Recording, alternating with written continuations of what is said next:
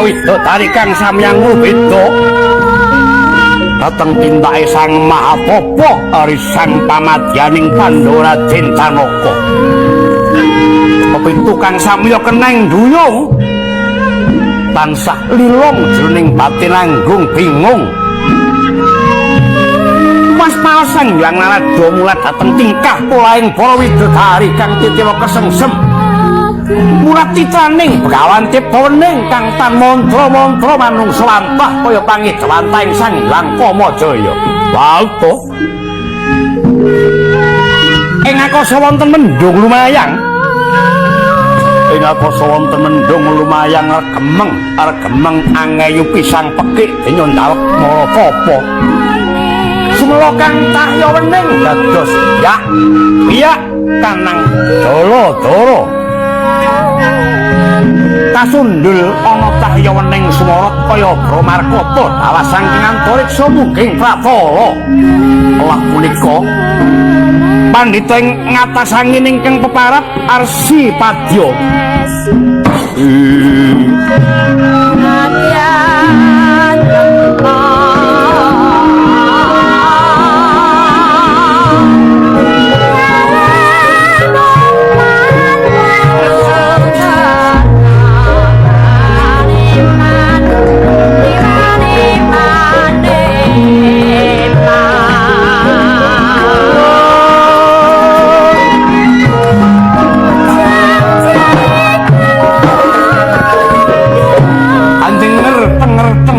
Begawan Padya tandrane kaya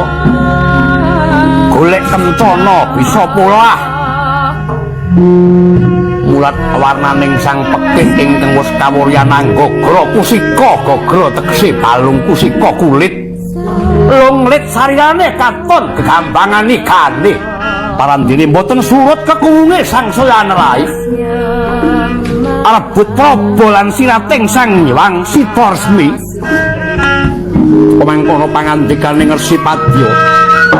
Jagat Dewa Bathara kaya darbe sedya apa bocah iki destun temen nggone wis mungkur marang karamian ngadepake kajaten lamun kaitung wiwit tataraning yuswa sayekti durung mantra-mantra lamun sira ngudya bab ingkang sira sandhang iku amarga jroning praja maksih akeh ingkang kudu ingayoman dening jeneng sira kulub tapetita nalika semana Arsipadya ingkang wis danwa benajeng kawan risang Dananjaya parandene saklimah boten sinabawa lingsem jroning penggalih ing pangangka nedya nyobi sepirata kasektene risang Dananjaya katak ngunus keris Arsipadya ing pangangkah nedya katotokake dadane risang kang maha tapa wauta dateng ing lesos lir binusus sindung riwet magentuan anempuh saryaning Arsipadya untal rumpal kaprapa kaprwasa kendang kapratundang lir kabuntang